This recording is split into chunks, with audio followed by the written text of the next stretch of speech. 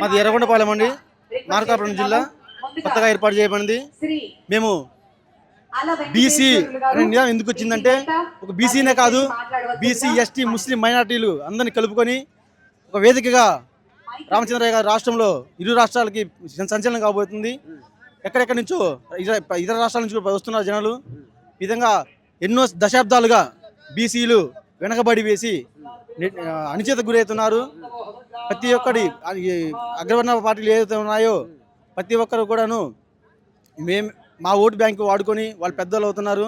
ఆ విధంగా చూసుకున్నట్లయితే ఒక ఇండస్ట్రియల్ కానీ ఒక ఇది ఇతర వాటిలో ఉన్నాయి, ఏ దేంట్లోనూ మాకు న్యాయం జరగడం లేదు. ఈ బీసీ సింహకరణంతో మేము ప్రభుత్వాన్ని అడగబోతున్నాము.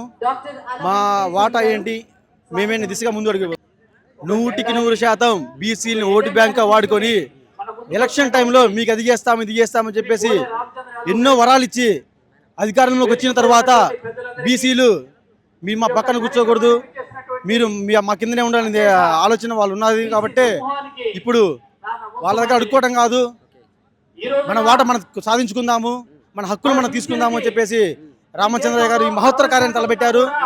ఇటీవల చూసుకున్నట్లయితే బడ్జెట్లో కూడా 3 లక్షల కోట్లు ప్రవేశపెడితే మాకేమిచ్చారు అనే విధంగా మేము ప్రశ్నిస్తున్నాము.